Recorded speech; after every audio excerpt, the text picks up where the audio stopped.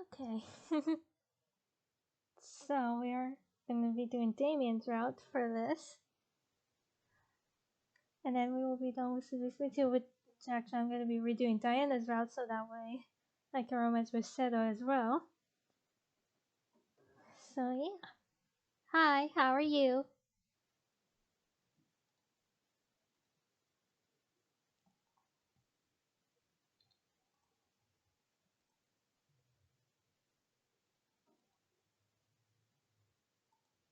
Hold on there! Before you start the game, I need to ask you a few things. Don't want you getting lost now. And let me know how the volume is. First of all, have you read the first story, Seduce Me the Otome? Like, seriously read it. No skimming, no pretending to read it. No. It's okay if you haven't, but there are a lot of things in this game that you won't understand unless you fully experienced and understood that story first.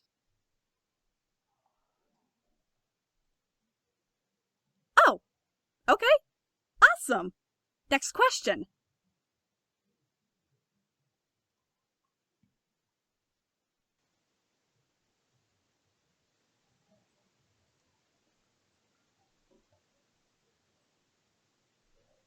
The game louder than my voice or something? Is that better?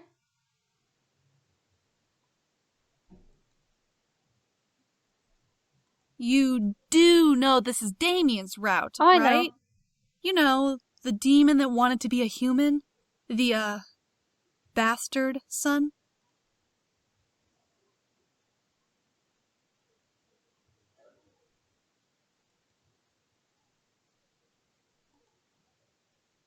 Oh, awesome!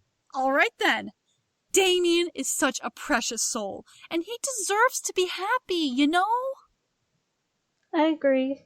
Anyway, I have one last question for you. Some people like hearing the trigger warnings before they start games, while others don't really care and just want to play. It's cool either way, but do you want to know about some of the content listed in the game? All right then.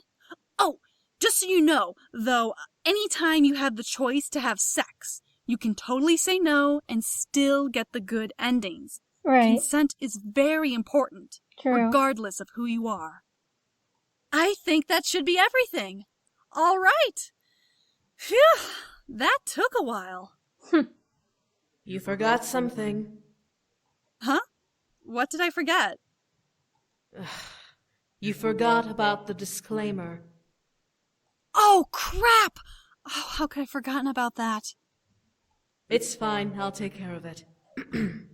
This game was produced by Michaela Laws using the Ren'Py visual novel engine. We truly hope you enjoy this story. Thanks, Diana. Thanks, now, Diana. Don't you have a war to go fight? I do. I just wanted to make sure everything was in order before the story began. I'll take my leave now. Thanks, Di. Do not call me Di! Anyway, we really do hope you like the story. Have fun! See you at the end. Later. Oops. I told him I had no regrets. I told Damien that I did not regret for 1 second that we made a deal with Diana to make him human. We stood steadfast, what I can't pronounce, and knew what we were doing. But I still didn't like the choice I had made. Hold on. Something in my gut didn't feel right about Diana made this deal. Yes, I knew that Damien consented to it as much as I did, but there was a large boulder of doubt in my stomach. What happened between them? What if she... I was mortified at the choice, but I had just wanted him to be happy. Every time he said my name, it made me feel so happy. Every time he held me or kissed me was a moment I carved into my memories forever to cherish. I loved him and wanted him to be truly happy. Damien reassured me that Diana didn't do anything do anything to him, but I could not help but imagine it and even dream of it. So, bastard son, do you truly wish to become human? You know very well that I am capable of making that happen. I will not betray her trust. What she doesn't know won't hurt her. Besides, don't you want to be human so you can be with her and not put her in any danger? What in the world? Stop it! I couldn't stop the illusions of what Diana and Damien could have done from appearing in my dreams, like a scene doomed to repeat over and over. Diana, shrouded in shadow, would loom over Damien and show herself as the evil woman she truly was. Damien, however, would fight to get away from her. I didn't want to see this, but was forced to watch the scene play out. Stop it. What makes you think you're in a position to say no to me? I won't do it, Diana. You can't make me do this. Oh, can't I? Your precious little human isn't here to save you. The hell? I tried to scream to protest and prove Diana wrong, but I knew that I wasn't there. I was merely a bystander to a dream I could not stop.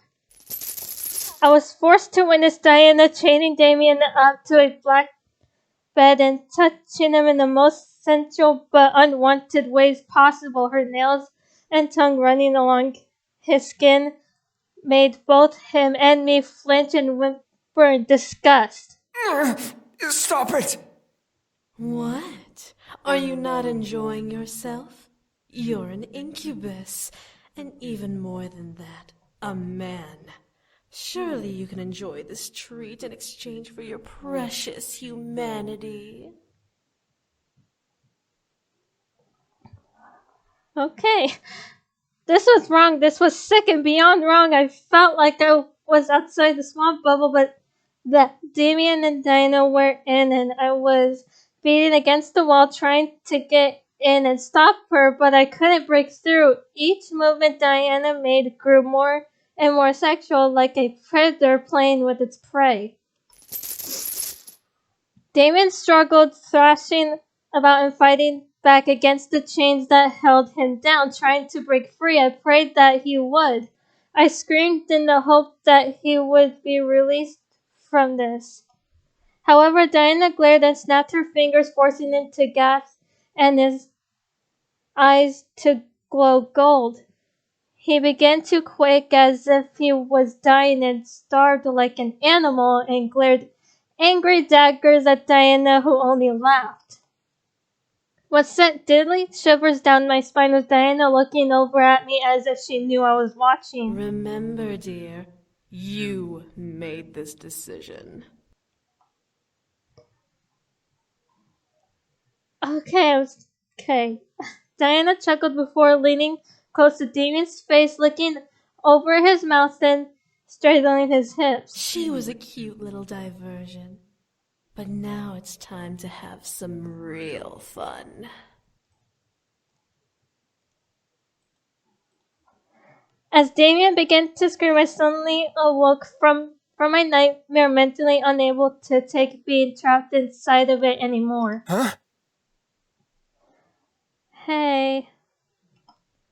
Beside me, I heard and felt Damien rise out of bed in response to me waking. I looked over at him, seeing him quickly rub his eyes and look at me with worry. Hey, what's wrong? I knew he couldn't read my mind anymore, so he wouldn't have known what I had seen. I still couldn't help but need to embrace him from the dream I had. Grabbing Damien's arm gently, I began to whimper. Huh? Hey, come here.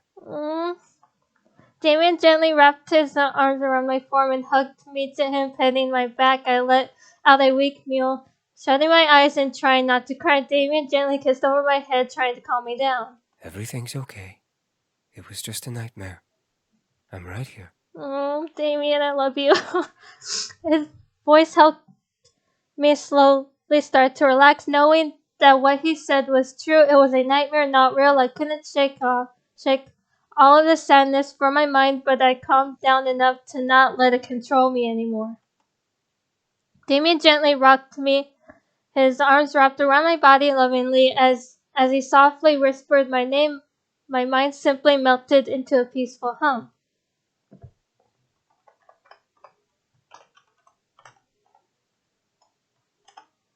Everything was okay now, everything was fine. I looked up at Damien and rubbed my eyes as he loosened his embrace around me.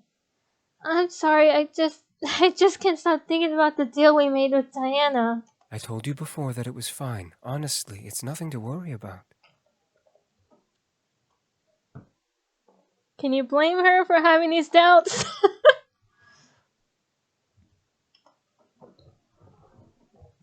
Damien gently kissed my forehead before pressing his to mine, nuzzling me softly. He stared deep into my eyes with a loving smile, one that made my heart ooze in happiness despite my worry. I cannot be any happier than I am now. I'm marrying the woman of my dreams as a Aww. human, an actual human. I owe everything to you. Oh, Damien. I rubbed my nose against Damien's, closing my eyes and wrapping my arms around his neck. I knew he was being sincere and was truly happy. I had to get over my fears and deal with it. He was human now, and we were going to be married soon. My heart truly couldn't believe it, that I was going to marry to Damien and will live happily ever after together. It was so good I almost couldn't believe the truth of it. However, I was always reminded of the always reminded of the reality of it every time Damien held me in his arms.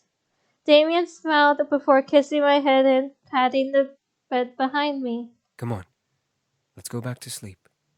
I'll be right here if another nightmare appears. I nodded and slowly fell back onto the mattress, cuddling up to Damien as he laid beside me. If the nightmares came back, Damien would be in my arms, reminding me it was all fake and just my imagination. Everything would be all right. For now. The night quickly passed by, and the morning sun peeked through my window drapes and landed perfectly over my eyes, waking me up. I stretched and yawned, not wanting to get up just yet. However, the emptiness of the bed next to me made me open my eyes wide, finding no Damien beside me. Damien? I sat up and looked around the room after rubbing the sleep from my eyes. Damien was nowhere in the room, which confused me. Where was he? Oh, good morning. I looked over at the door to see Damien holding a tray of breakfast with 2 plates full of delicious food and a vase beside my breakfast plate were 2 beautifully bloomed white roses, which made a soft smile grew on my face. Aw, morning, is that for us? Yeah, I figured why not have breakfast in bed? Aww.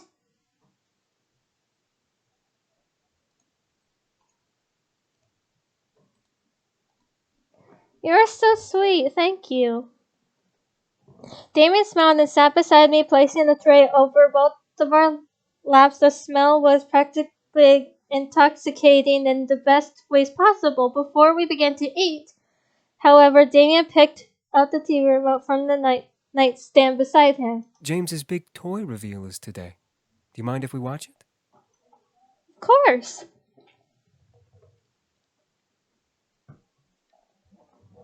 I shook my head, eager to see it as well. James had become the CEO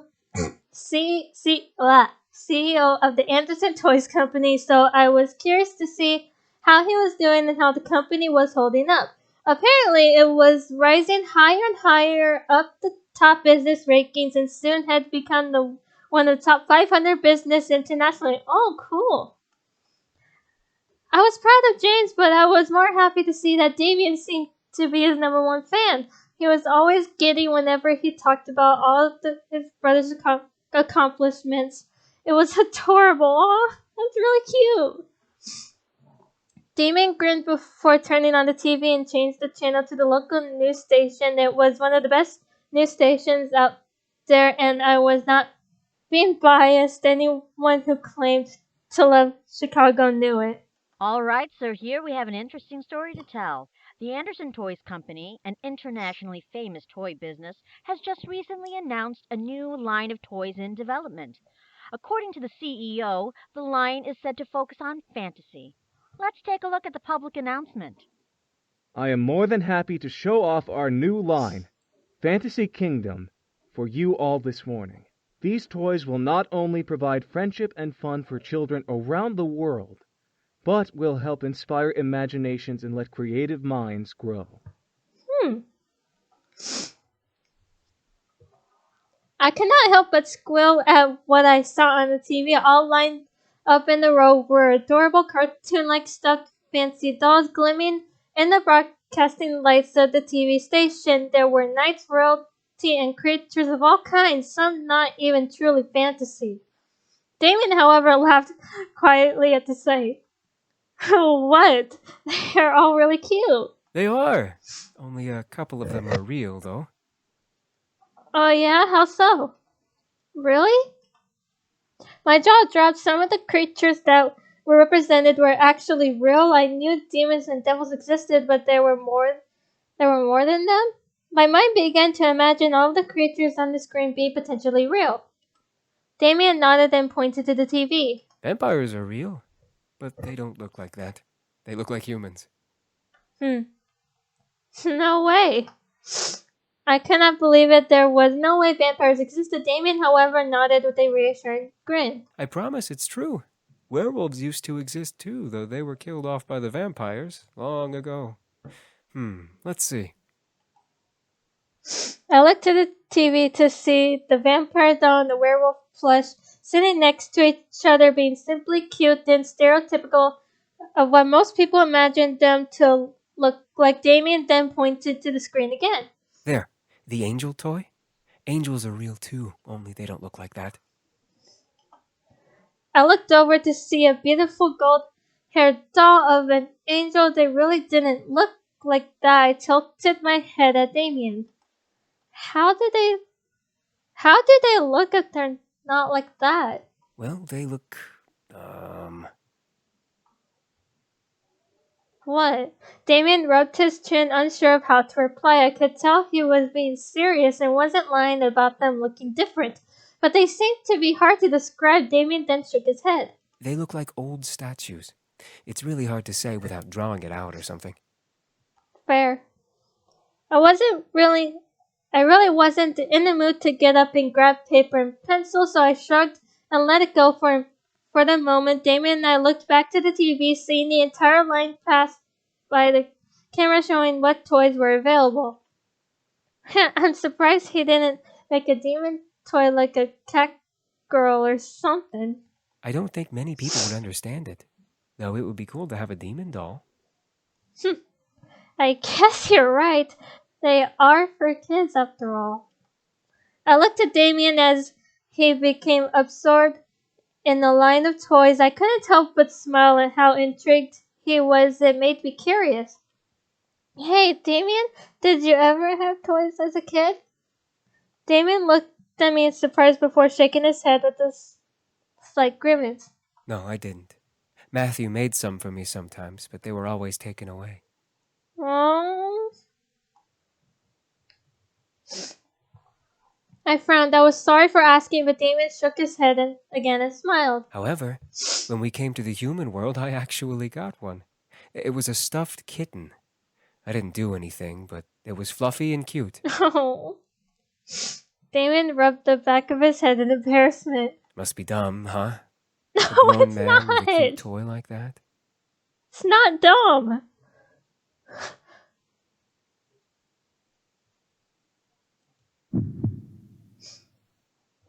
It's not dumb. You're so adorable. Damien stared in shock at me, but I was being serious. It didn't matter that Damien was a man. Cute toys were cute for a reason, and it was okay to think so. Having cute toys is not a bad thing at all. That's what some toys are meant to be, cute. It doesn't matter who has them or how old you are, cute is cute. It was just a fact to me, however, Damien couldn't help but chuckle softly before bringing one hand to my head and petting over my hair. You are so adorable, you know that? Huh? I blushed and looking down at the breakfast tray in front of us, I wasn't that cute. I felt myself rub the back of my neck in embarrassment. Shush. That made Damien laugh and kiss my cheek, forcing a gasp to come out of me. I looked at Damien as he smiled a playful grin at me. It's true. We both turned back to the TV and listened as James explained each toy in detail. I looked over to Damien to see him practically enthralled with the sight of his brother presenting his line. I gently nudged him, making him look back at me. Jeez, you're making me jealous. It's like James is enthralling you through the TV to buy his toys. I, of course, was joking. Damien was very happy for his brother, especially James. With a raised eyebrow, Damien gently removed the tray from our lap, placing it on his nightstand before crawling over my body and making me lay back. I stared up at him, surprised as he gave me a seductive smirk. And what if I was enthralled by you? God damn it, Damien!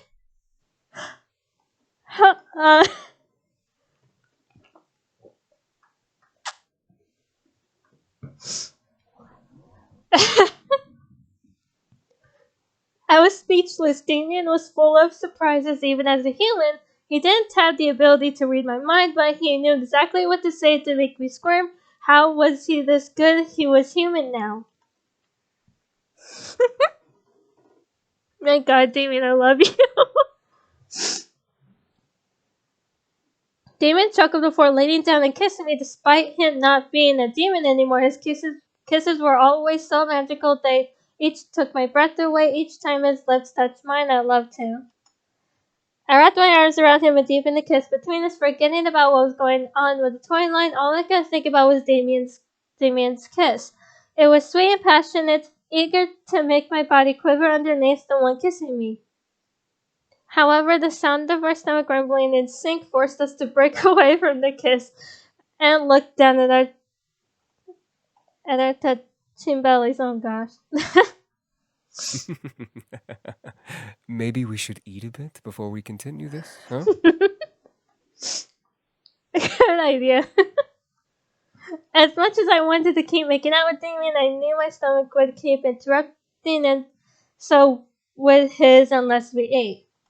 We ate our delicious breakfast Damien made while watching the rest of the news. It was a nice segment, and Matthew even appeared to help during James' presentation. Soon we were flipping channels and watching random shows. The day passed by lazily. We barely left the bedroom because we just didn't want to do anything. It was rather relaxing. Surprisingly, I knew we had to work on the wedding arrangements eventually, but today was not the day for that. We needed a day to ourselves to remind each other that we were going to be together for a long time. It wasn't long before we found ourselves cuddling into each other's arms, taking a mid-afternoon nap. It was a sweet and peaceful drowsiness that lured both of us to close our eyes together. The darkness of my mind invited me to stay a while, and I gladly accepted its invitation. It felt nice, and I was enjoying the rest it gave my body. However, I soon saw that I was not alone in the dark. Hi, Damien. Damien slowly appeared before me and took my hand, kissing it gently. I felt myself shudder, but it wasn't his nude form or his kiss that surprised me. It was his eyes. Oh my goodness.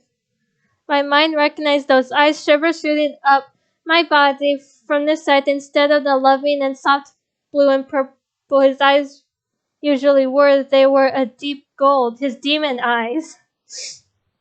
Oh gosh. They bore to my soul as Damien continued to keep his lips on my hand. Damien? What the hell? As Damien smirked against my skin, my body began to feel hot, making me curl into my body. I tried to pull my hand away from him, but he held it firmly, keeping his lips against my skin over my knuckles. No!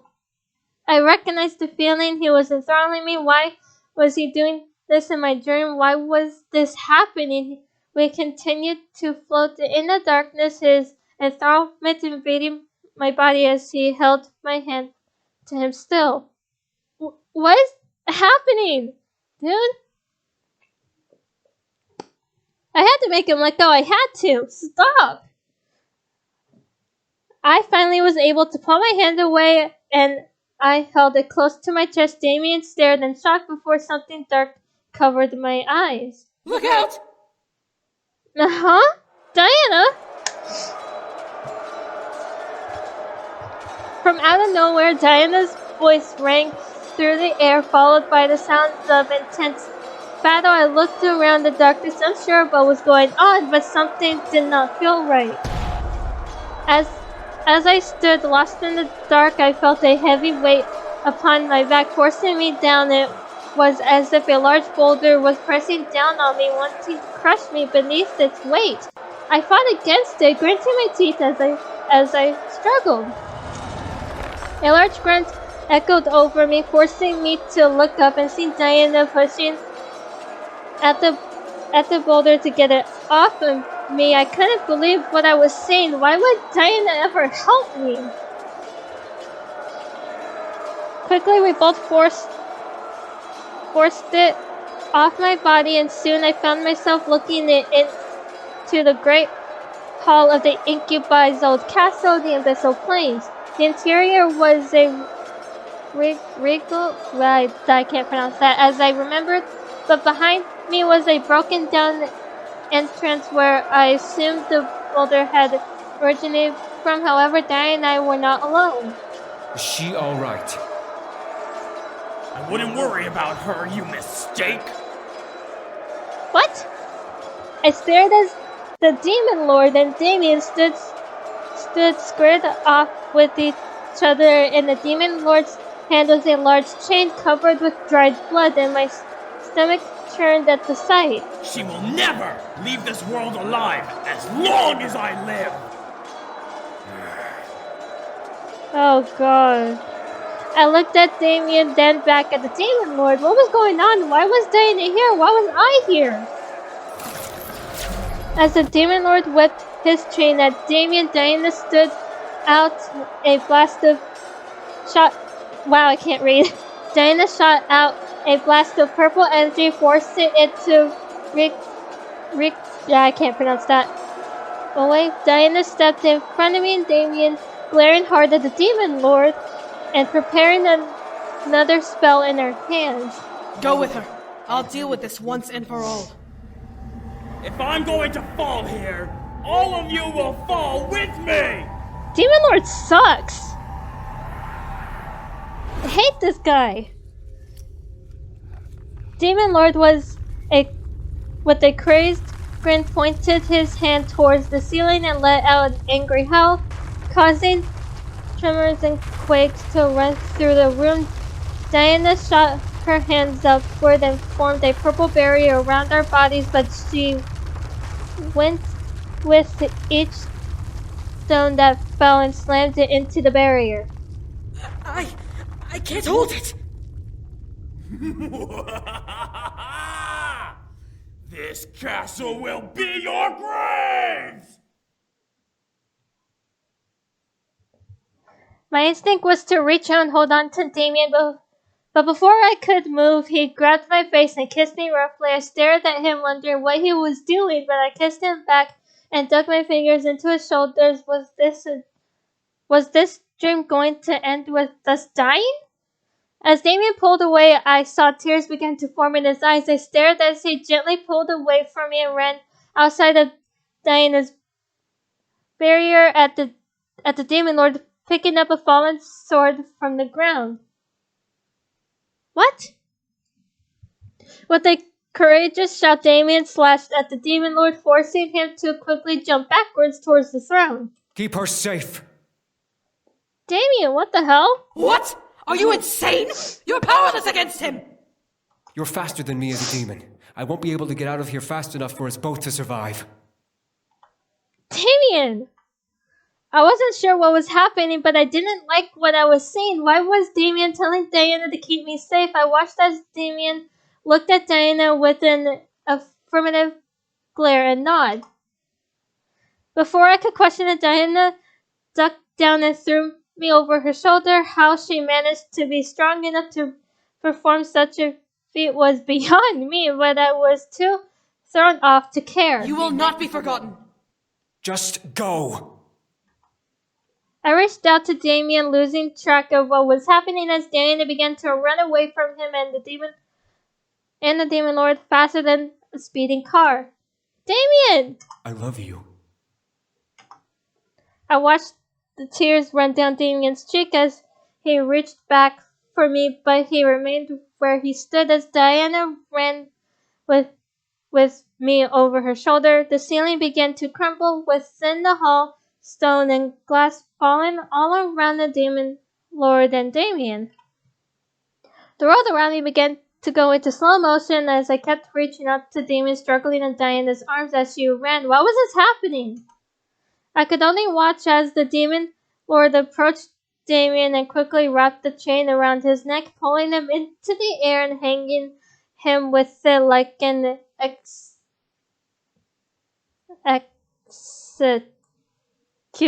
execution. Wow, I can't read. Executioner's news.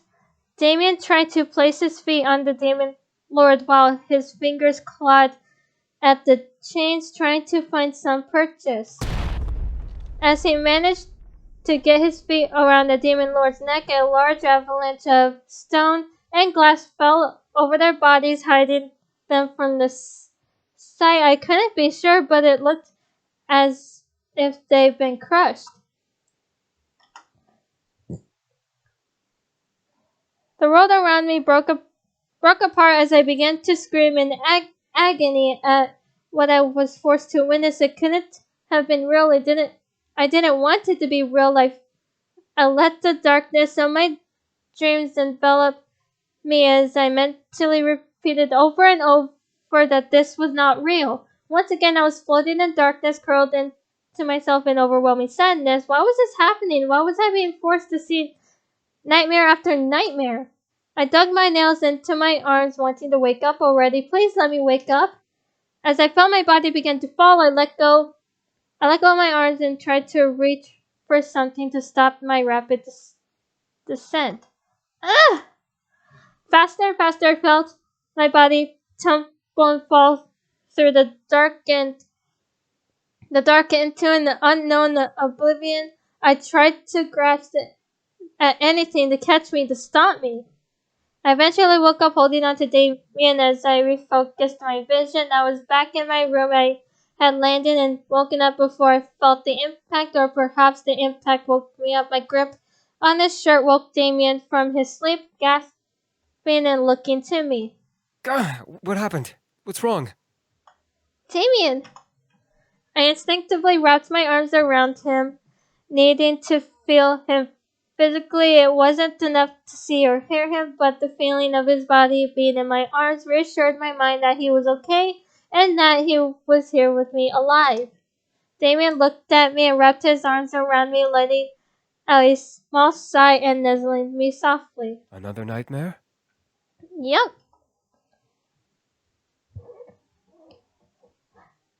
Why is she having these nightmares, dude? What the hell's going on? I could only nod against his shoulder. I was quivering in his arms, but I was thankful that everything was okay. My dream was just that, a dream. I sighed and kissed his cheek softly, silently apologizing. Damien held me close for such a long time, understanding my need to simply feel him. He didn't pull away, nor did he speak. He simply held me and gently nuzzled me to help me fully calm down from my fear. I felt his hand gently pet my hair aiding my shift from sadness to a relaxing calm. Everything was fine. Everything was okay. I'm sorry. I don't know why I keep getting these nightmares. You can't control your dreams.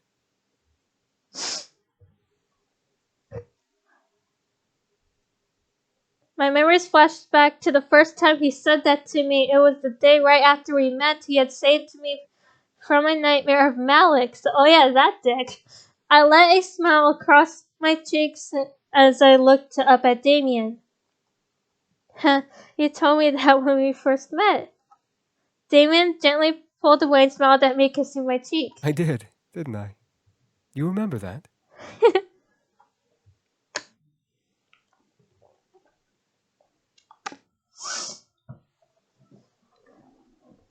I nodded. I never wanted to forget how we had met. He and his brothers came to the human world and arrived at my house, where I got to be with them and learned about them. At the same time, I was able to become close to Damien and fall in love with him. Yes, there were some bumps along the way, but we were able to get through them. We even were able to give Damien something he desperately wanted, to be human. Damien gently caressed my cheek, inviting me to nuzzle into his palm, and he smiled down at me as he laid his forehead against mine. Alright, I will be right back. No matter what comes our way, I promise to protect you and love you for the rest of my life. You'll never leave me?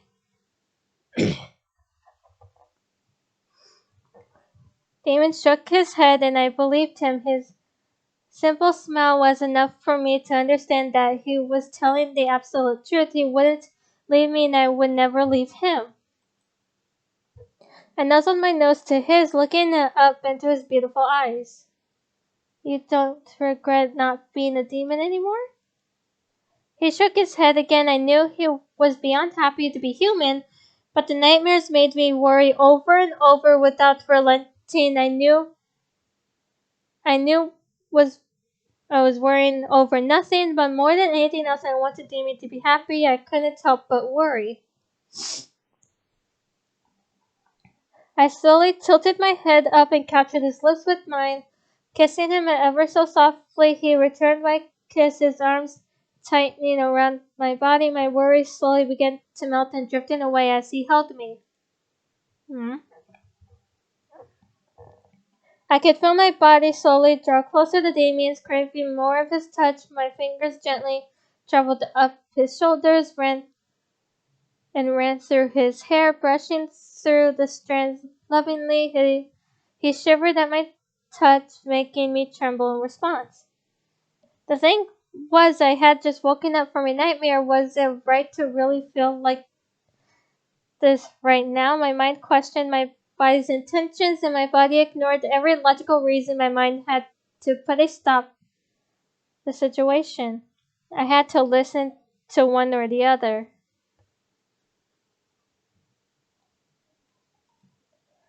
Something in my body was calling for Damien and didn't care about what I had just witnessed. I was attracted to him and needed more of him.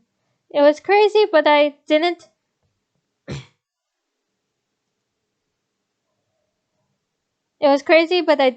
care. I was in love and also deep in lust.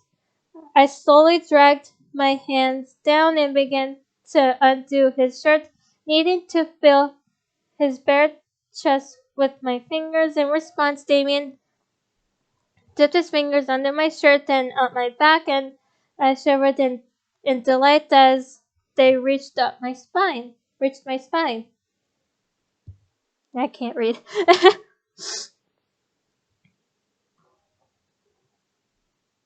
I couldn't help but moan against his lips at his touch, loving how his fingers teasingly and lovingly ran down my back. As his chest was bare to me, I ran my fingers over his toned skin and I arched my back towards him. Damien smirked slightly against my lips as he reached farther under my shirt, discovering that I wasn't wearing a bra, feeling my bare skin where the claps would be. I opened my eyes, watching him stare down at me with a loving yet lust-filled gaze. Okay. Just to stare made me feel weak in his arms and made me moan against his lips and swoon into his arms. Damien moved his hands away so that he could fully remove his shirt from his body before helping me out of mine. Pulling away from the kiss to do so, I whimpered at the loss, but I knew it had to be done. As Damien gathered me back into his arms, I wrapped my arms around his neck, needing to be close to him. He became much more daring whenever we were about to make love. It was almost like a complete character change whenever passion took over. He knew what he was doing, and he knew exactly where to hold me to make me melt against him. Damien slowly ran his hands down my back and slipped them under the hem of my pants and panties, gripping to my bare rear and massaging each cheek oh so lovingly. I pulled away from his kiss and moaned it out into the air between us, gripping his shoulders at the feeling. It wasn't helping that the heat and need in my core was flaring to have him take me as he groped me and make my nerves jump and shake in desire. I looked at Damien with half-lidded eyes, feeling my desire increase with each press of his fingers and palms. He had a small smirk on his lips, and I licked my own at the sight. Damien gently leaned in and nipped at my mouth, biting my lower lip and sending pleasurable waves down my body and into my already tightening core. As he released it and leaned his forehead against mine, staring deep into my eyes. Are you sure you want to do this? I don't think I'll be able to stop myself if we continue.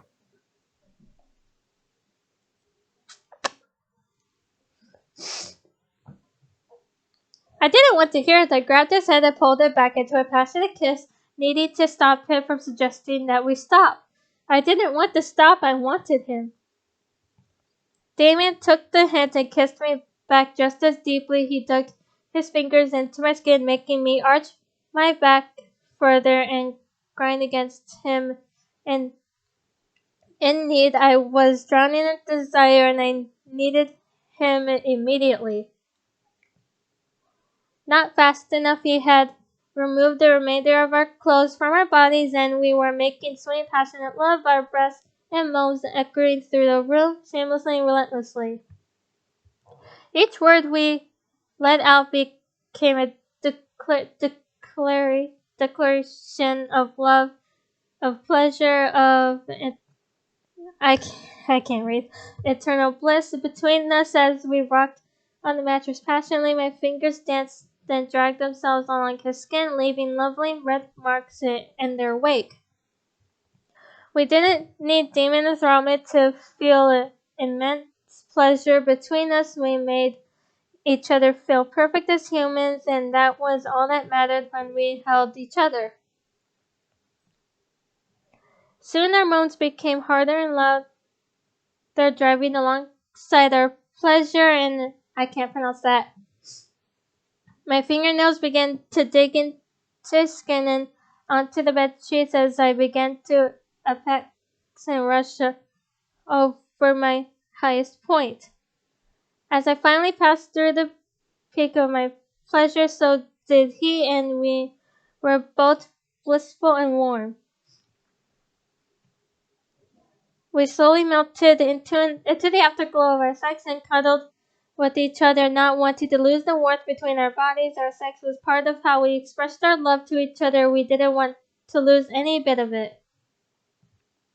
Damien cradled me in his arms and kissed my forehead before kissing me on the lips gently. I am yours. Forever. And I am yours. It wasn't long before I closed my eyes and fell into sleep again. This time I was able to float into a blissful darkness uninterrupted. Soon days went bypassing forward and almost hyperdrive until a couple of days before the wedding, Damien and I worked hard after our rest day to make everything perfect, that we were positive that nothing could go wrong. For now.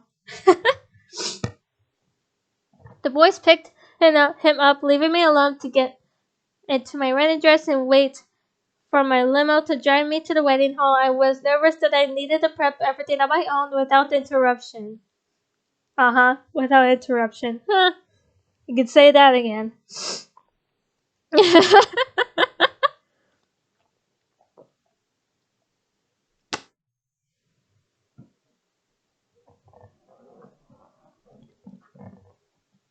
I got into my dress, finished getting ready, and wound up staring at myself in the mirror in awe. I was in my dream wedding gown, looking as I had always imagined I'd look like getting married. The one thing that made it special was that I was marrying. I stopped myself. Damien wasn't a demon. He was human. Aren't you so proud of yourself? What in the hell? Diana! I looked around, suddenly hearing Diana's voice in the air. Just hearing her ask that one question filled the air with dark and menacing tension. However, it was impossible. How was she here? Diana, where the hell are you? You didn't answer my question. Why should I? Show yourself! What in the hell? I looked at the mirror, aghast. Instead of my reflection, I saw a dark shadow with golden eyes staring at me. I wouldn't know those cruel eyes anywhere. Diana! How does it feel to be inches away from marrying the man of your dreams? Why should I tell you anything? Why are you here? A frisky bridezilla, aren't you? Answer me. Tell me first, how do you feel now that Damien's no longer who he was?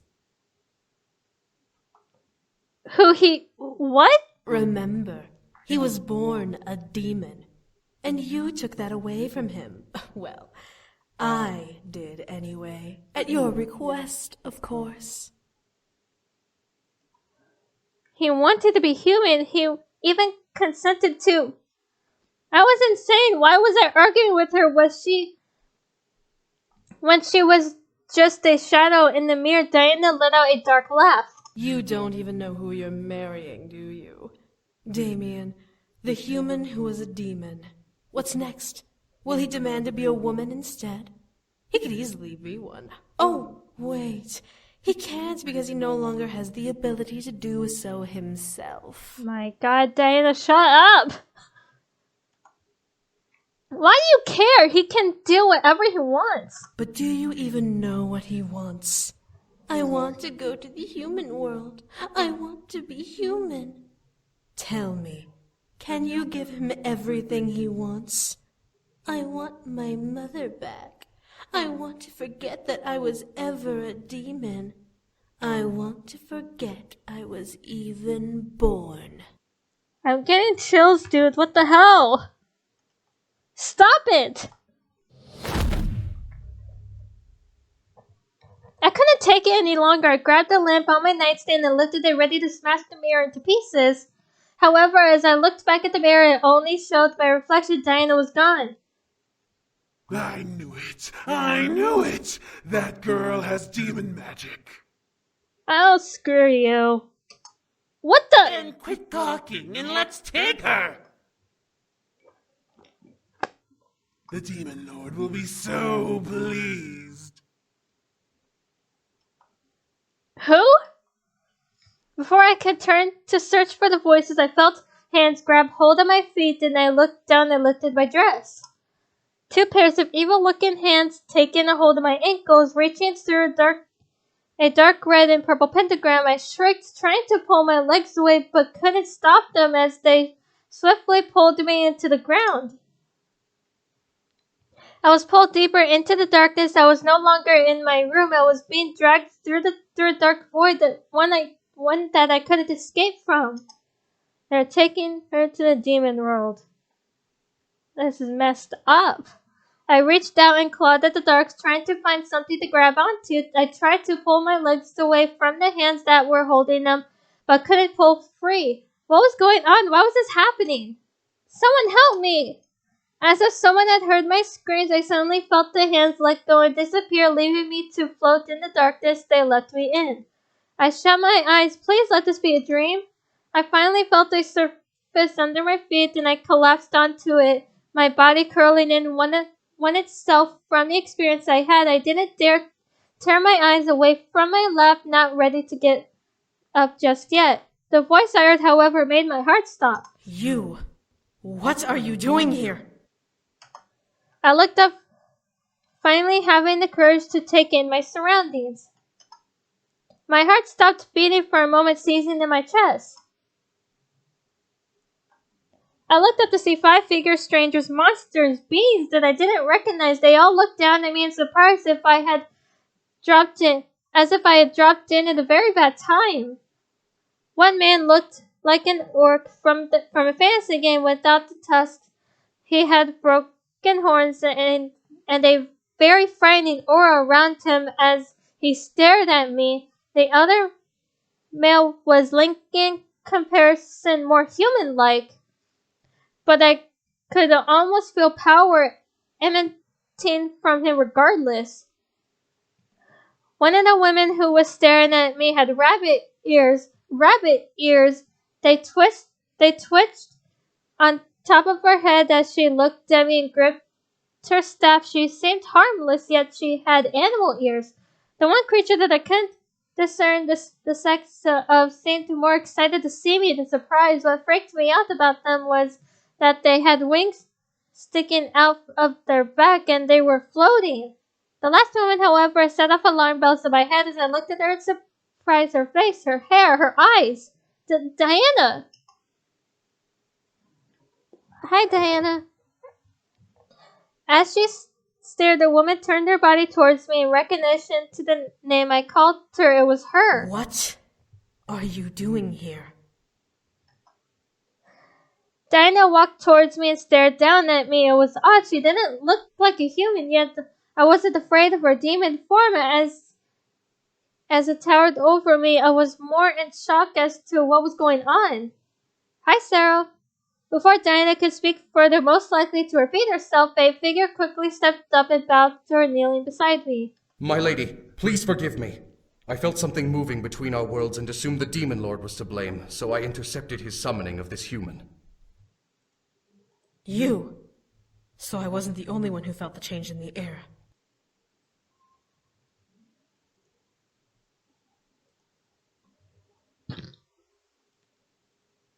Diana stared at the man kneeling beside me as I kept my eyes up at her. As she turned her gaze back to me, I gulped silently. What was she going to do with me? This all felt wrong. I was about to be married. I was about to live my happily ever after with the man I loved. Now I was in a place I didn't know, with Diana and a bunch of other creatures I didn't recognize. My instinct was to... That's what's happening. This couldn't have been happening. No way. I felt tears build up in my eyes, and I lowered them to look at the floor in front of me. As my gaze fell, my lungs began to seize hard, forcing me to hiccup in sadness. I couldn't help it. I began to cry profusely. Why was this happening? Why was I here? If this was another nightmare, I wanted to wake up immediately. This wasn't right. I covered my face and cried into my hands, curling over myself as I let sadness run through my entire body. Please let me wake up. As I felt warmth suddenly spread through my body, I slowly stopped and felt fresh air rush into my lungs. What was happening? I recognized this warmth. I looked up to see Diana kneeling down with a very concerned look on her face, her visible eyes glowing a warm gold color.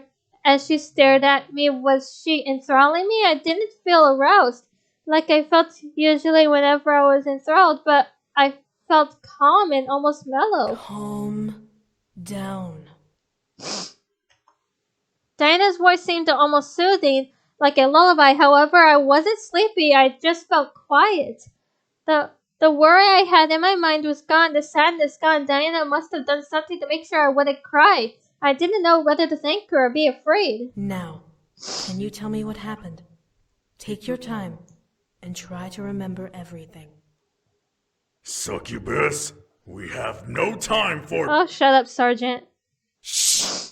Let her do her thing! The human obviously knows her. And she obviously needs help. Poor thing. Why did she call her Diana, though? That must have been the human name she used while she was in the human world. Smart. All of you, please! Silence engulfed the room as Diana looked at the 4 beings behind her. She then turned back to me and held her hand, ushering me to take it. Can you stand? I nodded and took her hand, standing up at last. First, can you tell me what happened to you? I accidentally hit enter before I could read that. I looked around the other beings in the room. They all kept their gaze to me, unsure of what I would do or say. Diana, however, led the conversation. First, can you tell me what happened to you? I took a breath, recounting everything that had happened. I was about to go to the church to be married, and then I was attacked by this darkness. A couple of hands grabbed my legs and pulled me into it, and then I fell here. A shadow summoning. Diana turned to one of the beings, the linking male, and glared. One of yours couldn't have. On my honor, it wasn't any of mine. We have nothing to gain from kidnapping a human, nor do we know who this woman is anyhow. My lady, if I may, I clearly remember hearing imp demons in the void along with her. It must have been the Demon Lord's henchmen. Those damnable creatures. That explains it. Diana crossed her arms and looked to me again. Well, dear, it seems that you were to be either a new harem girl for the Demon Lord to ravish, or bait for the boys to return to their father's side. Either way, I doubt you would have lived long had the Demon Lord gotten his hands on you. A violent shiver ran up my spine. Was it true I would have died? Wait a minute. This girl knows about the Demon Lord's heirs? Yes. Hilariously enough, she was set to marry one of them, as you can see from her garb. As Diana motioned towards my dress, I realized how vulnerable I was and felt extremely self-conscious. I wrapped my arms around myself as Diana let out a sigh. Well, since you do not belong here, the obvious thing to do is to send you home. I couldn't help but stare wide-eyed at Diana. She was really going to send me home? Really? I couldn't believe my ears. You will really send me back? Of course. It should be easy to do once everything is in order. It'll be like you never left the human world.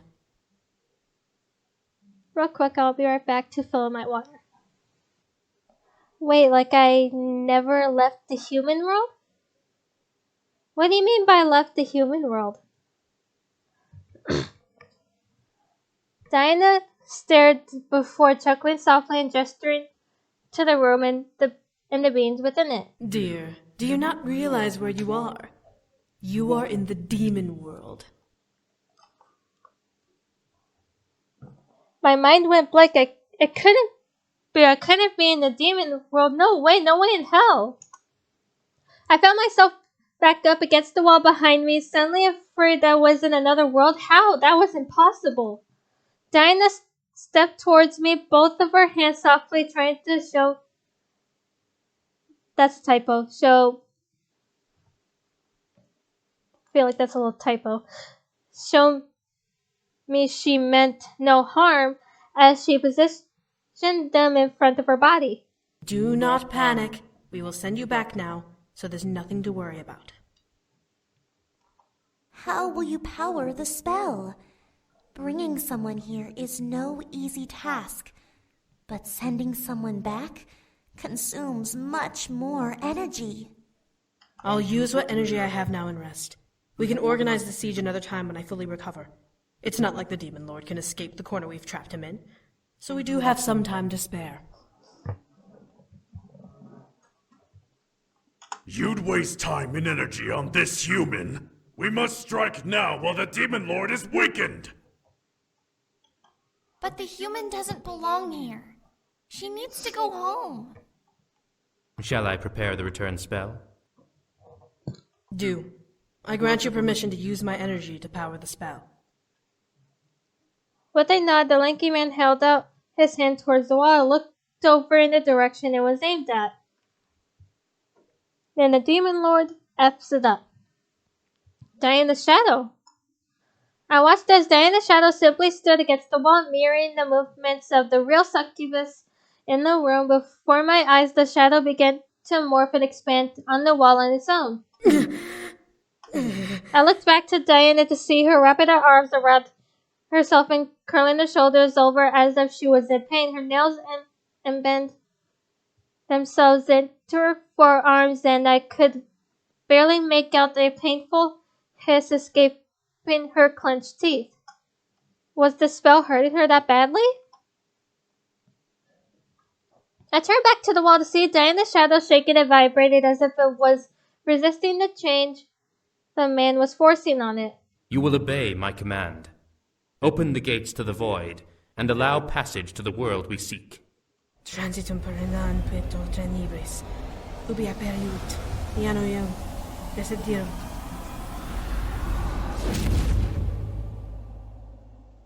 Upon Diana's final words, her shadow burst and expanded into an oval-shaped doorway. I stared wide-eyed at the passage before a hand placed itself on my shoulder, forcing me to look over. The one with the spear gently pressed my shoulder forward and looked down at me with almost a stern face. You must leave now. The faster you leave, the quicker we can close the void.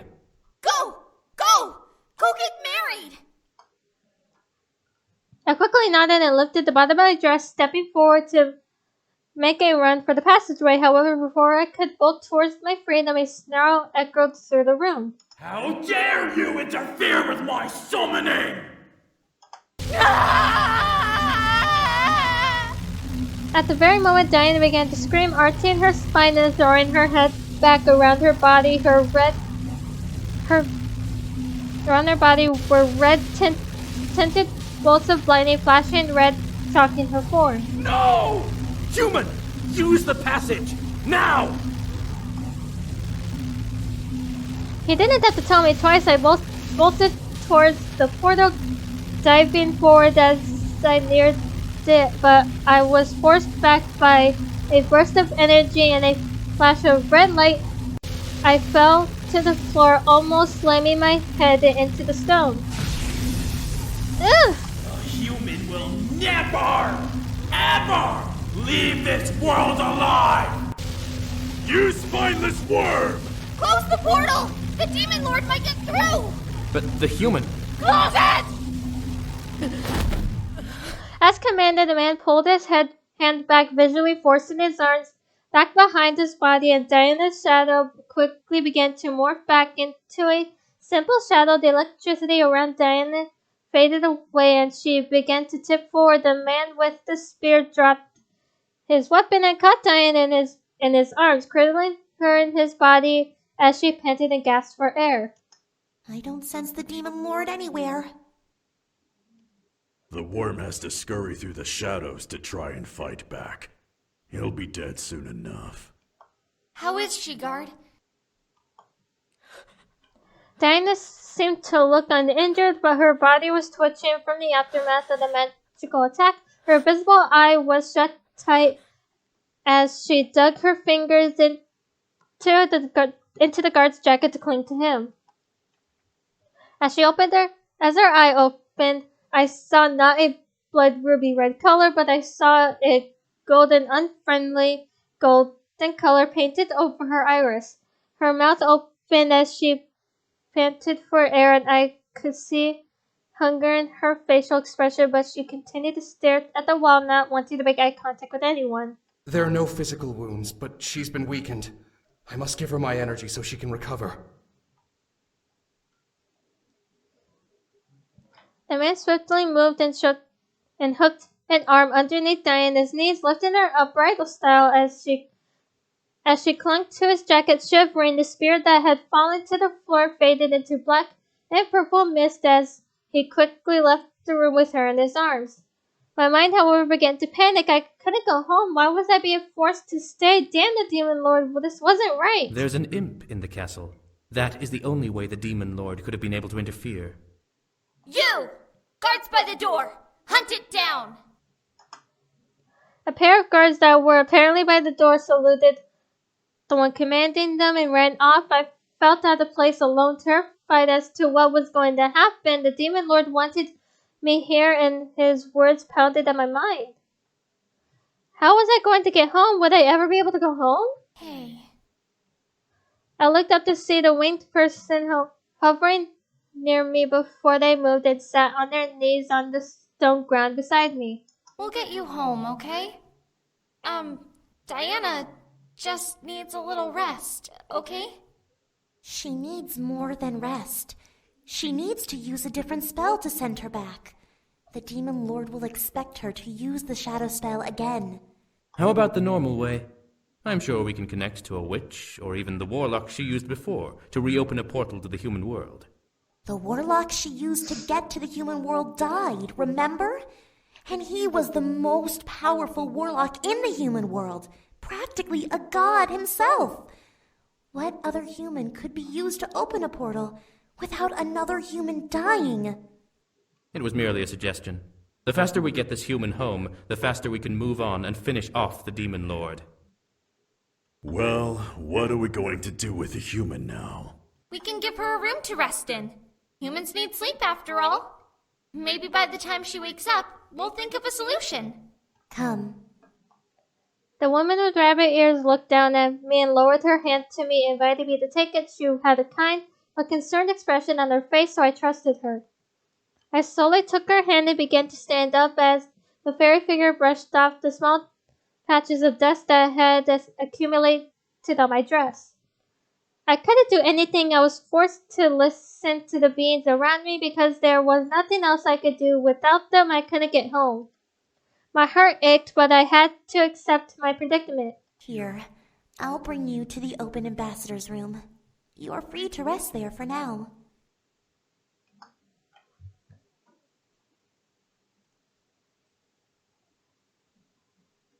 What about Diana? The floating person giggled softly as the woman with rabbit ears cleared her throat. She'll be fine.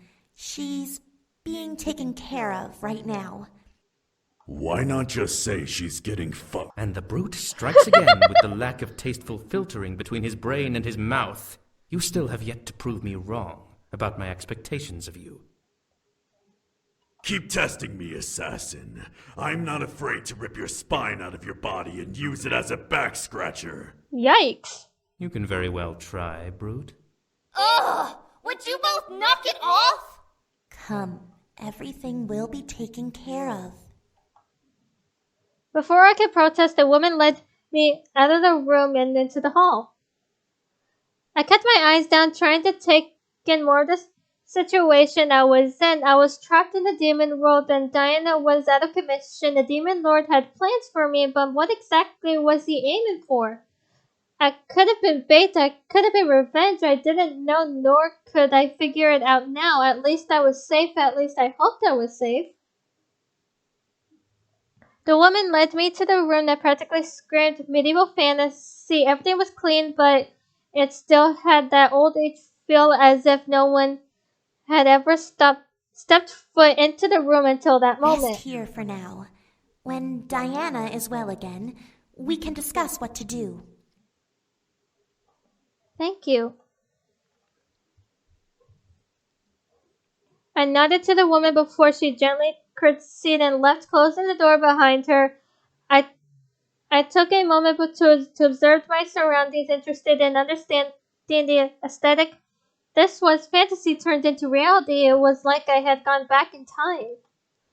Why, though, was the demon world really that behind in its times, or did magic reciprocate technology and this was the result?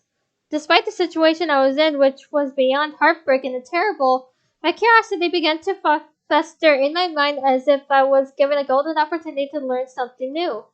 However, my thoughts began to drift and I felt myself becoming weak and dizzy, no doubt from the shock and trauma I had gone through. I stumbled towards the bed, needing to sit down and let everything settle in without passing out. As my rear hit the mattress, however, I let out a small pleasured sigh. Holy crap, this is a comfy mattress. I felt myself fall back and my entire body simply melted into the softness beneath my body. It was like I was sleeping on a cloud. Was that possible? Demon magic may have had something to do with it, but I was certain that I was drifting into almost a blissful sleep just by lying on the blankets and mattress. Not caring that I was still in my dress, I closed my eyes and drifted to sleep. I needed a rest since Diana wouldn't be available for a while anyway. Darkness surrounded my mind, my dreams remaining silent and hushed in the cool and calm black. No nightmares appeared and no sounds were made. I was simply resting, and that was all my body needed. I let my thoughts wander in my subconsciousness, thinking about what was going to happen now. What will the boys do when they realize I'm gone? What will he do? I imagined him finding a way through the demon world and pulling me back to where I belonged, wrapping me in his arms and swearing to never let me go. I would be relieved and we would be married just as we planned. How unrealistic was that? I had to be realistic right now. I was stuck in and the only one who seemed to be able to send me back was Diana and her companions, whoever they were. I had to trust them whether I liked it or not. Eventually, I did rise from my sleep, somehow fully refreshed and calm. How could that have been? Did you have a good rest? I turned my head to see Diana at the door, arms crossed and leaning against the doorway's archway. She had a look of concern and pure curiosity on her face as she awaited my answer. Are you okay?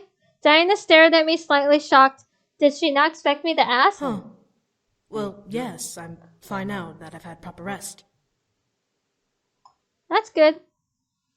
Diana shook her head and stepped into the room, closing the door behind her. So we need to find another way to get you back to the human world. It won't be easy, but I believe it can be done by tonight at the latest. Tonight, really? Diana nodded and crossed her arms again, leaning on one hip. It will take time to get our shadow agents to gather the necessary supplies, but they are not hard to obtain, being that we're in a position of power. You must be lucky. What do you mean? Diana sighed before casting a short spell. Under her breath. In front of me appeared a floating map, almost like a hologram. It showed the entire world with mountains, plains, and forests, and it all was surrounded by sea and water. Diana pointed at a marker that had a purple banner and its tip. It was marked in the center of some mountain and forest area. It was also the very center of the map. That is where we are currently, the center of the Abyssal Plains. Diana then ran her fingers in a circle around the marker, showing a perimeter around it. Everything we need for the spell is within this area.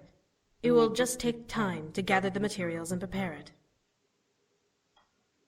I nodded, understanding the situation. I was going to hopefully be able to go home tonight, which was better than not going home at all.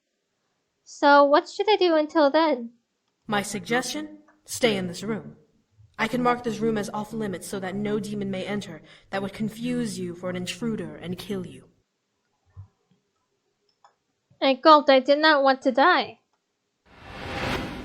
As Diana made the magical map disappear, she shrugged. However, I cannot stop you from whatever you wish to do. Just don't leave the castle. I nodded as she turned to leave, and as she stepped out, Diana looked back to me with a reassuring look. We'll get you back to the human world. I promise you that. Finally, she left me alone in the room. I let out a small sigh and looked up at the ceiling. I had to wait until tonight to actually do anything. What was I going to do? Part of me agreed with Diana's suggestion, wanting to stay in the room and be safe in case the guards didn't know who I was and would kill me on sight. My curiosity, however, wouldn't leave me alone and wanted me to explore the castle. I was handed an opportunity to explore a castle in the demon world, and a part of me did not want it to go to waste. I wouldn't let it go to waste. I was torn on what to do. There was no way I was letting this chance pass me by. I stood and walked towards the door, opening it a crack and looking around. There was no one in the hall, but there were 2 directions to go. Which way? I went with right. I closed the door behind me and I exited my room and began to make my way down the right corridor. Everything was definitely medieval style, and I felt a bit small in the hall. It was like I was in a fairy tale walking around in a wedding dress. It felt almost like a dream. Oh, felt almost dreamlike. The passage seemed long, decorated with wall candles, paintings, and random curtains and flowers. It was mystical to see, and I smiled. As I approached with another fork and in the hall, however, I sighed. Really, how does anyone find their way around? I looked back, knowing that I hadn't walked far from my room. I could turn back, yet I was heading right, so decided to try the opposite direction this time around. I turned left and headed down the hall, greeted by more fantastical decor. The hallways began to almost drive me nuts. I found myself going upstairs, then downstairs, then wound up in a 4-way corridor. Where have I landed myself? I became frustrated. Maybe giving in to my curiosity was a bad idea. However, the sound of an argument traveled through the air and caught my attention. And you brought me this. Why? Sir, the Rebel Queen demanded it be brought here along with the other materials. A flower is not important to the ritual. Throw it away or something. But, sir... I don't want to hear it! Get out! From a nearby door, a man dressed in a dark cloak holding a white lily-like flower practically ran out. He left the door ajar but let out a sigh before turning to walk away, not noticing me. What the? I walked over and peeked in, seeing that the room was a library. It was huge, and in the middle of it, by a table covered in books, was the lanky man who cast the shadow spell before. I know you are there, human. How did he know? What? Was he able to smell me or something? The man turned to look at me from over his shoulder. Please don't just stand there. If you wish to come in, then come in. I'm not fond of people peeking into doorways. Fair. Immediately I stepped into the room, not wanting to be rude. The man turned towards me and crossed his arms, taking in my full form. Well, what may I help you with? I was just wandering around. I didn't mean to intrude on anything. You needn't. You'll be returned to the human world soon enough. I bet my lip he was right. I really didn't need to wander around if I was never going to return. Still, my curiosity was pulling me to explore the castle, and there I was in the library. Well, I simply wanted to see more of the place I happened to land in. I see. And have you found anything of interest in your little exploration? I found this library, didn't I? That you have. The man turned back to the table. As I took a moment to look around, there was so many books, it was almost dizzying to peer at them all. How much information was stored here? The man glanced at me as he continued to work on whatever he was focusing on. I'm curious about something, human. Since you're here, you can answer this. I turned back to the man as he straightened up and faced me once again. Are you well versed in war? Excuse me? That came out of nowhere. Why would he expect a woman in a wedding dress to know about war? No, I can't say that I am. Humans tend to try and stay out of war. Truly? I'm surprised. I've heard that your world is ruled by multiple leaders and beliefs. How are you not constantly at war? From the tone of his voice, it almost sounded like he was mocking me. Did he think that little humans I glared? We try and maintain peace because we all know we're different. We don't always agree on things, but we all mostly agree that war is bad, so we avoid it. The man took one more look up and down my floor, most likely searching for some physical sign that I was lying or exaggerating. When he seemed to notice that I wasn't, he rubbed his chin gently as he leaned back against the table behind him. Humans are such interesting creatures. You have your own societies and countries, ruled by presidents and governments. You are ununited, and yet you thrive.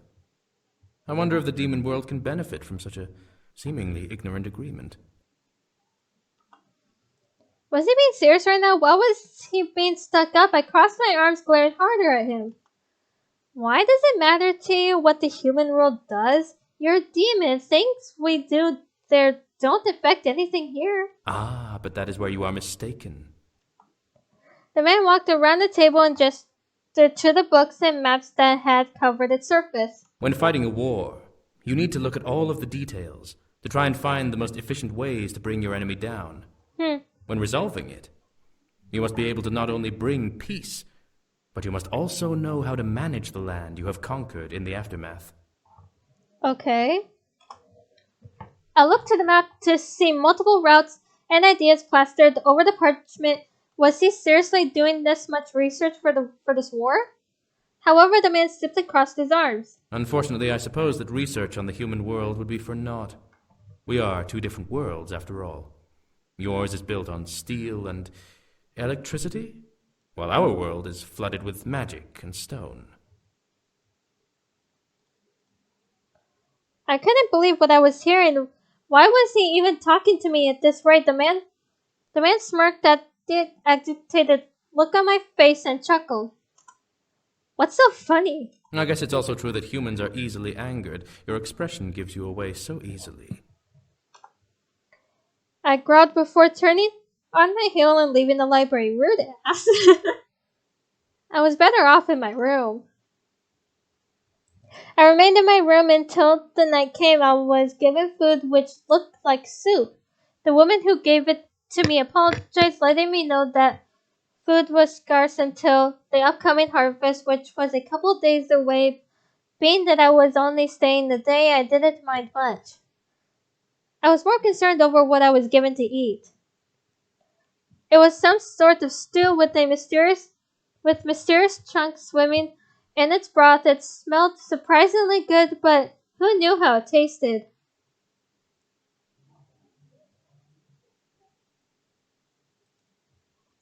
I gulped. I had to try it. I had to eat it. I hadn't eaten in 2 days, even before I came to the demon world. I was pretty certain Diana wouldn't poison me now, and I was fairly sure that she wouldn't serve me anything disgusting. I lifted the spoon that was sitting in the broth, letting it capture some of the stew as it rose. I mean, it wasn't terribly scary to look at. I gulped and slowly brought the spoon to my lips, feeling the heat emanate from the stew. A knock rapped on my door, breaking me out of my train of thought. Huh? Come in. The door opened to reveal Diana with a plate holding things I recognized, bread and cheese. I let out a heavy sigh of relief before Diana laughed. I suggest not trying that. As good as it smells, the taste would not sit well with you. Instantly, I moved the bowl to a nearby table, thankful that I didn't have to try it. Diana handed me the plate and nodded, reassuring me that what was on it was what it seemed. It's not much, but it's human food. Eat up. I will. I began to chow down, feeling the hunger in my stomach dissipate with each bite and swallow. The food I was eating surprisingly was delicious. As I began to crave something to drink, Diana chuckled and formed a small goblet in her hand filled with clear liquid that I assumed to be water. I took it and drank it down, feeling my thirst quenched before I let out a sigh. I feel so much better. I can tell. Take a moment to finish eating, then we'll head for the ritual. I looked up at Diana, suddenly excited. Everything was prepared for. Was it possible to go home now? As if she read my mind, she smiled and nodded. We finished the main preparations. We just need to head over and we'll start. I couldn't continue eating. My mind went into an obsessive frenzy and wanting to go home. I stood up, moving the plate and went to a nearby table. Let's go. Huh? Are you sure? I nodded, not wanting to waste any more time. I needed to go home and I was tired of waiting. Diana stared before nodding and heading for the door, opening it for me and exiting after me. As she closed the door behind her, I began to feel my heart flutter in relieved joy. I was heading home. Diana led me down the corridors to the wardroom where I had originally arrived to reveal the table covered in plants and artifacts of different kinds. None of it made sense to me, but I had to only assume it was what was needed for the spell to work. Diana walked to the table and took note of what she saw, nodding. This should work. You're in doubt? Have to be after the last time we tried sending her home. Fair. Do we have a human anchor? No, you're on your own this time. But we'll make sure you survive casting it. This spell should work, however, because we'll be using energy material. It will only require a slice of your energy on top of these items, which your guard can refill immediately after this. Just make sure you don't die casting it. Diana smiled at her guard before turning to me. So, are you ready to return home? She didn't have to ask. I'm ready. Diana nodded once more before turning back to the table. She lifted her arms over the surface and lowered her head, muttering under her breath. O tenebris portas, apriat nobis, largiatur exidium, desiderium. As she spoke, the table began to glow, as did she. A dark purple aura began to surround her form as she lifted and arched her head back, staring at the ceiling. A glimpse at her eyes made me gasp. Warm golden orbs covered her blood-red irises, whatever you pronounce that, glowing with magic. She was deep within the spell, and I could see it slowly draw energy from her body. The items on the table began to gleam wildly, light orbs floating from them and dancing in the air above the table's surface. They began to weave back and forth with each other, almost as if the lights were dancing to a silent tune. Hi, how are you? The other demon stepped back as Diana moved her arms up and pointed to the dancing lights. Her finger pointed into the air, leading the lights to follow where it directed obediently. She drew a large circle in the air, and the lights followed like a peaceful trail, spreading out forming a large void in the air. As they finally stopped moving, they burst into a bright light, causing the demons and I to cover our eyes from it.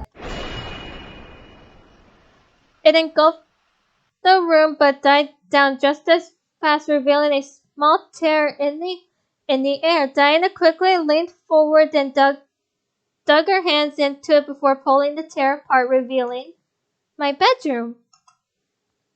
Diana continued to pull the tear open, giving enough space for me to jump through. Hurry and go through! This is your chance!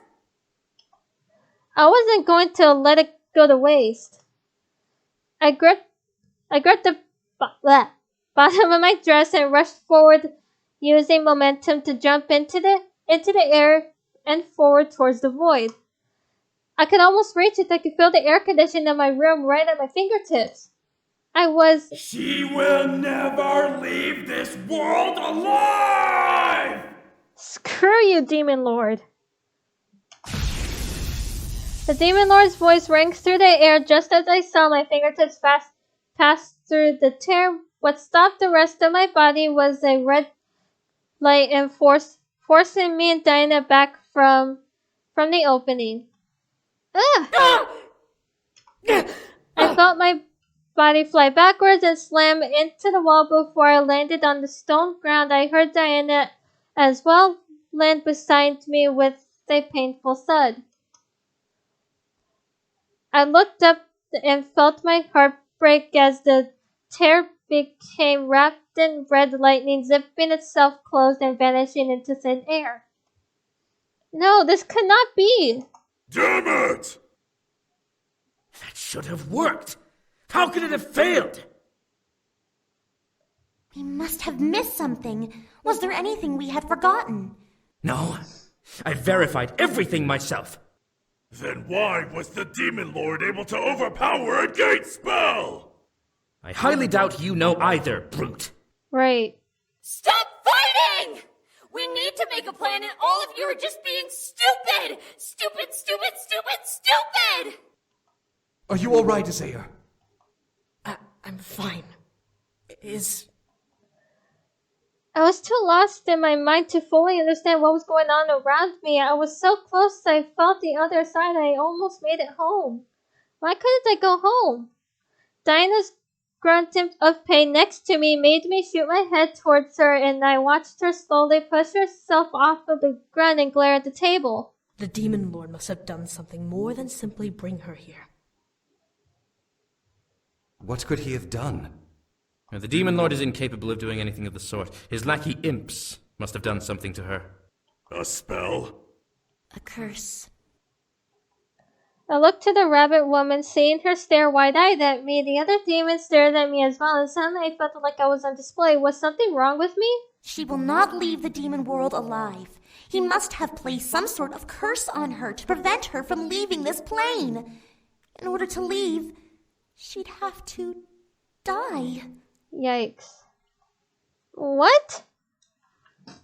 My mind went blank. Did the Demon Lord really curse me? Was I forced to stay in this world until I died?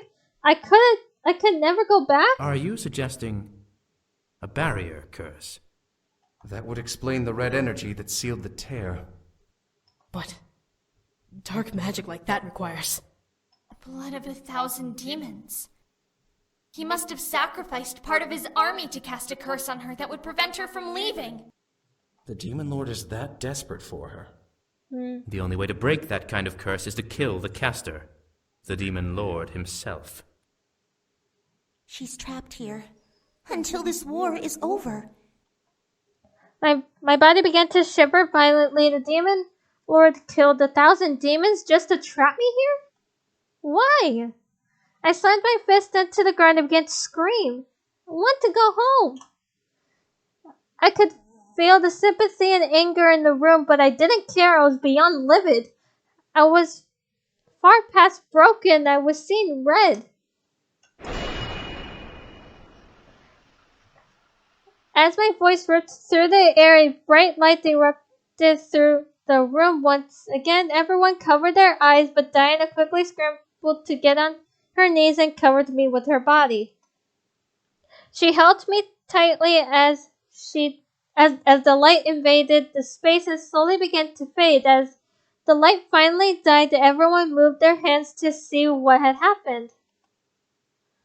In the air was a white tear that was slowly opening, facing down towards the table. Something was coming. I could feel it in the air. The guard summoned a spear and pointed it at the tear, glaring at it and gritted his teeth.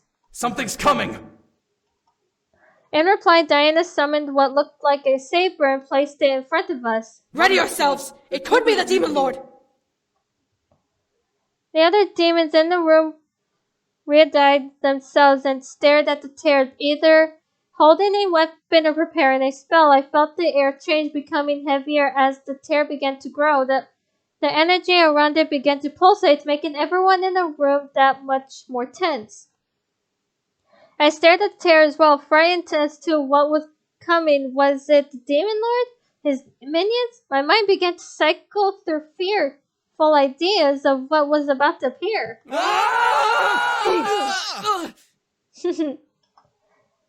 My heart almost stopped. Falling from the tear, landing on the table, were the 5 Incubi Brothers. They were piled on top of one another, having come through one at a time. However, as the last brother landed, the boys fell to one side, toppling off of the table and landing on the floor.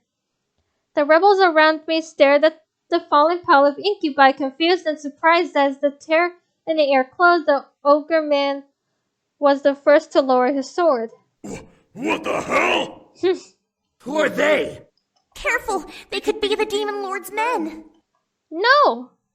The rebel leaders looked at me as I stood up, Diana following and still protecting me, and I stared at the boys on the ground. They all looked dazed and a bit shell-shocked from having fallen twice in rapid succession. I almost couldn't believe it. They were here right in front of me. My mind couldn't help but remember how I had first met them. They had all been on the floor of my mansion, unconscious and wounded. Now they were in front of me in the demon world. I know them. Hi.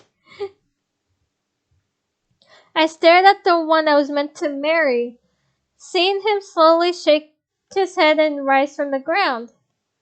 They came to rescue me. He came to rescue me. My heart became overjoyed and full of warmth and happiness. I was going to go home. The question was, how? As the sight of the boys kept the demon's attention, a second tear opened above them, causing everyone to look up. The four women dropped down from the tear and somehow managed to fall into the arms of the incubi behind Damien. Whoa! I gotcha! I gotcha! It's okay! Eric! Love, I've got you! James! Whoa, are you alright? I stared wide-eyed. Their wives came too. I watched as the boys and the girls finally planted themselves onto the ground before looking around. Damien's eyes locked onto me and he hurried towards me. Damien! I swerved around Diana and rushed to Damien, meeting him halfway and wrapping my arms around him tightly. I'm so glad you're safe. I took in his scent, his warmth. He was here in my arms, and I couldn't have asked for anything more. Damien seemed to feel the same as he wrapped his arms around my form and buried his face in my shoulder. Aww.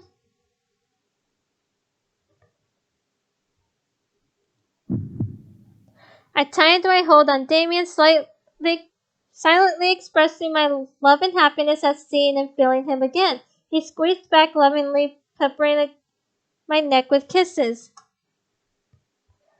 As Damien and I had our moment, his brothers stepped up near us, almost in a protective circle. Sam, however, moved towards Diana, glaring hard. You've got 10 seconds to explain why she's here, bitch.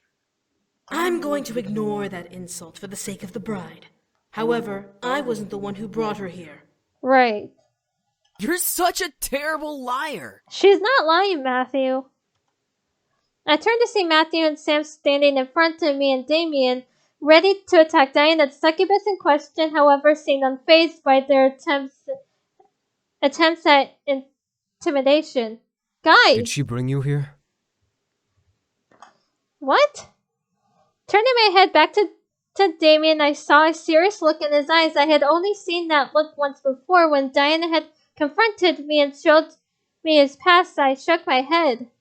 No, she didn't bring me here. It was the Demon Lord. I beg your pardon? I ain't lying. Are you sure? Yep.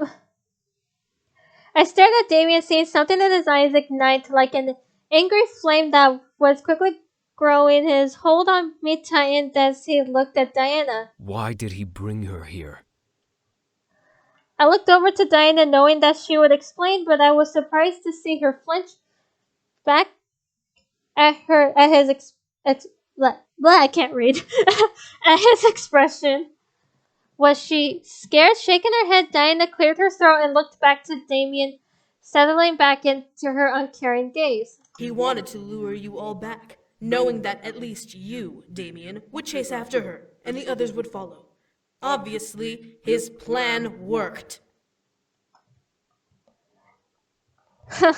Yeah.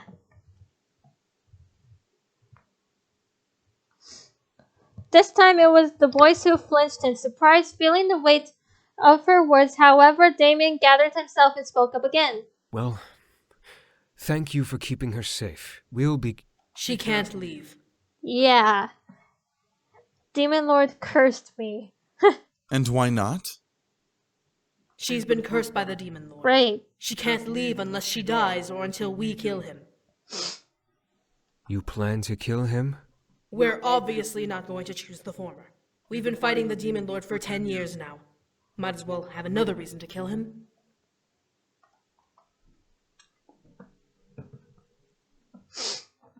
Miles looked at Damien, wondering what he was thinking. Diana then shrugged. However, it will take some time to plan out our attack. We can't just walk into his castle and slit his throat. Damien finally looked back to me, staring into my eyes as if he was trying to find some sort of response. I stared back, trying to find some hint as to what he was thinking about in his eyes. He slowly leaned forward and kissed my forehead before turning his head back to Diana. How much time do you need? 1 week. I shot my head towards Diana in surprise, as did the rest of the... I can't pronounce that in the room. Seriously, 1 week? Where is this number coming from, Succubus? We need to fully prepare ourselves for the final stage, which I'm certain will only take a couple of days. We've pinned him into a corner. The Demon Lord will fall. That's rather bold to assume. Right. She's right, though. We can prepare everything in that time frame, right?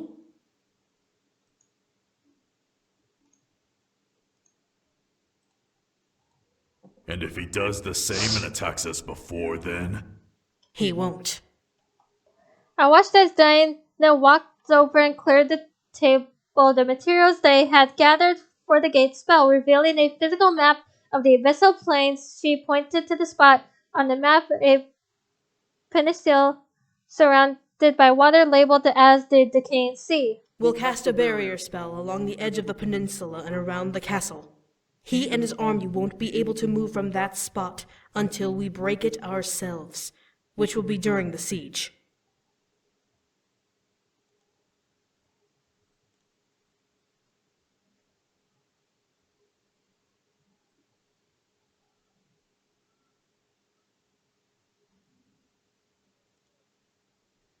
Sorry. Where would we get the energy needed for that kind of spell? We won't be using energy. The other rebel demons in the room suddenly tensed up, staring at Diana in surprise. What was she going to do? My lady, you're not suggesting... The Demon Lord has shown how far he is willing to go to win this war. It's only fitting to show the extent we'll go to in response.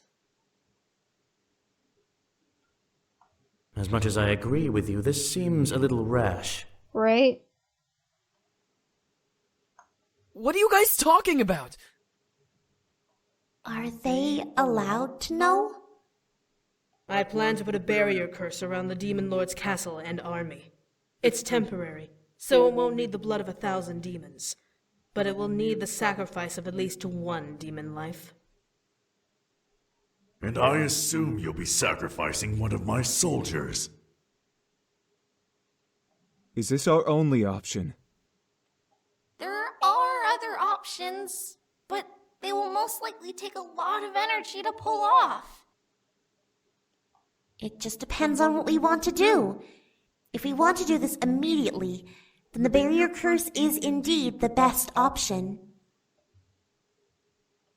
I'm not opposed to performing the curse.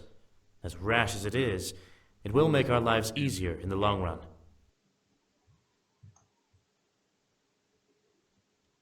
You expect me to hand over one of my men? My soldiers joined the rebellion to kill the Demon Lord, not to get their throats slit before even seeing the final battle? We don't have any other choice. It's wrong, but can we really afford to spend any more energy? Diana already spent a lot trying to send the human back. What is the other option? The rabbit woman and the fairy moved towards the map and pointed at the peninsula. We could form tall rock walls around the castle. Box him in. It will take a lot of our energy, but we can recover in that week period. And what will stop the Demon Lord from tearing down the walls? I can imbue the walls with holy magic. The Incubi and I looked at him, all of us equally surprised. The demon with holy magic? How? How the fuck did you get holy magic? You look and smell like a demon. The guard held up his wrapped hand, letting the beads around it jangle with the sudden motion. I've had the ability to use holy magic ever since I was taken in by my lady's family. There's no doubt that I am a demon, but I can't recall how I gained this ability. How is holy magic different than demon magic? It's white magic. Unlike demon magic, holy magic isn't so finicky. Think of it as warding or dispelling magic. You can't bless air or anything that doesn't have physical form, but you can bless objects to fight back against other forms of magic. If the walls were blessed with holy magic, the Demon Lord wouldn't be able to escape until we released him. Why not just trap him forever? That's idiotic. He would still be a threat regardless. Holy magic doesn't last forever, and stone will crumble eventually.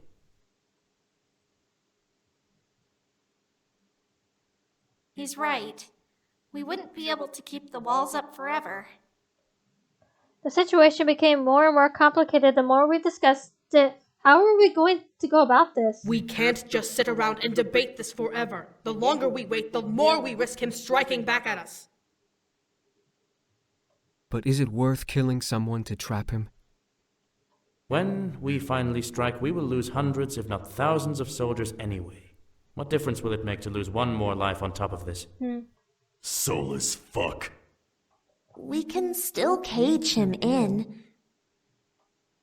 I bit my lip. It was a really tough decision, a curse or a trap. Which was better? Both had their prices, but we had to choose one. From the look of it, no one wanted to speak up, so I felt the urge to say something. Maybe I would be the one who would determine everything. But which method would be the best choice?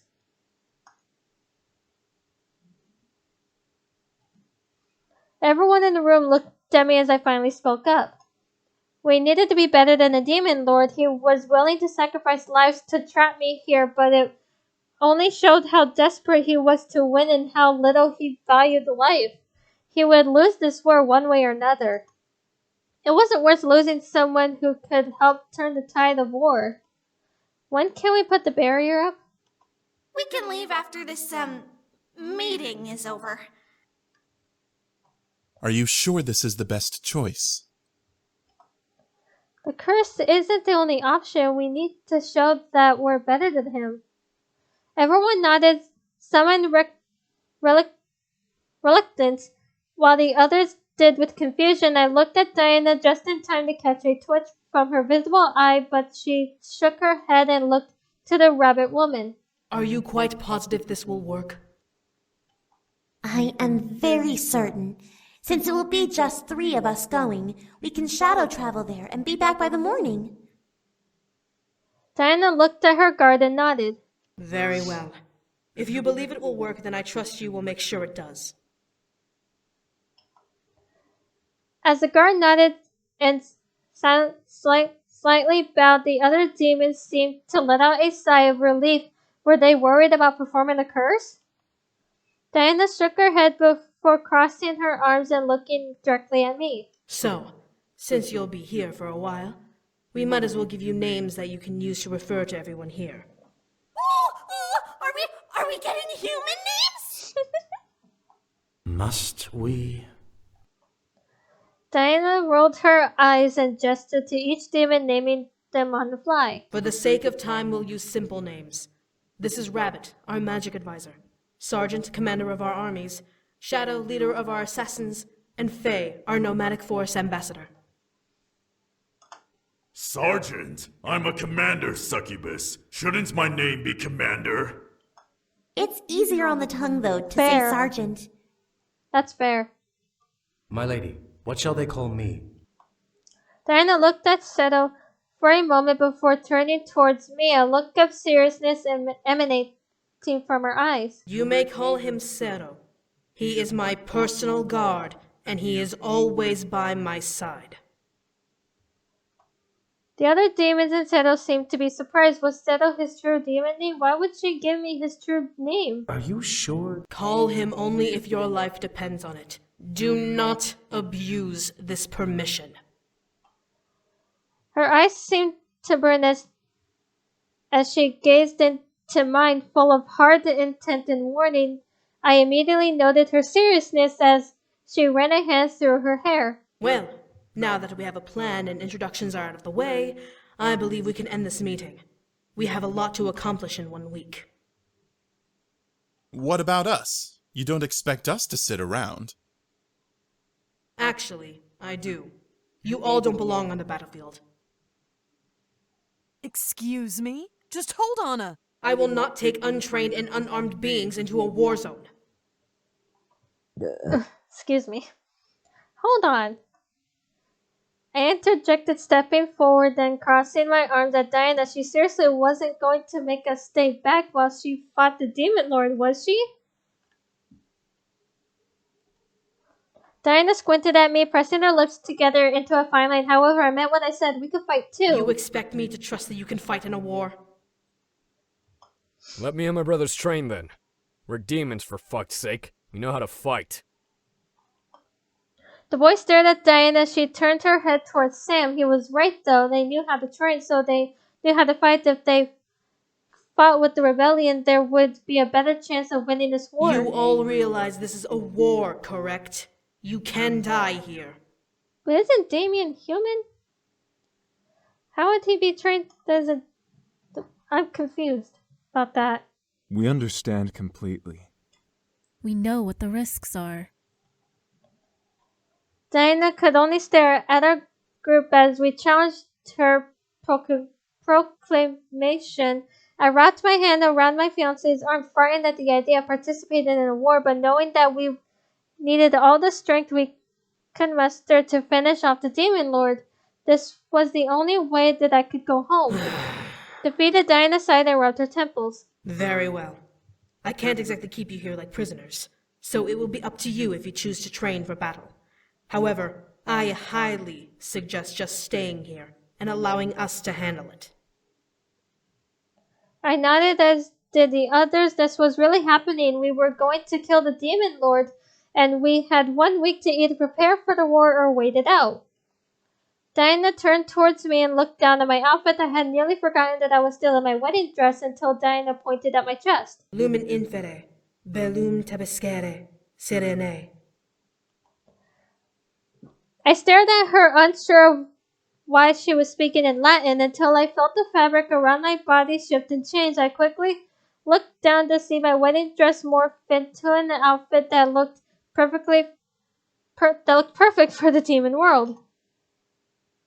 The white top shifted into a long-sleeve, oversized tunic with a leather corset and vest, while the bottom part of the gown split and wrapped around my legs, forming into dark leggings. My shoes stretched into long knee-high boots.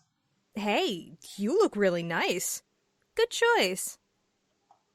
I blushed, getting used to the feel of the outfit. The corset wasn't tight, but it was still something new along with the rest of the guard. Damien smiled and wrapped an arm around my shoulder, hugging me to him. You look really nice.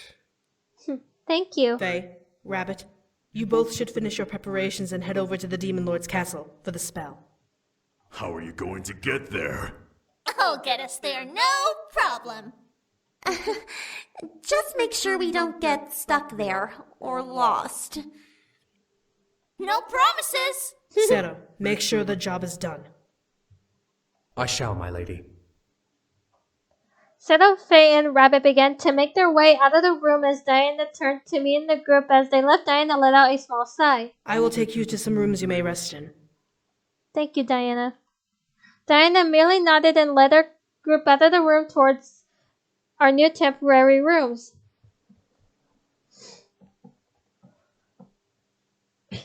Alright, actually, thinking of ending my stream here. I only wanted to play like an hour or two of this. So, yeah. Let me see if I can raid. Ooh, Spoopy's live. She's part of the Night Clan, by the way. So let's go read her, and I will see you guys next time. Bye.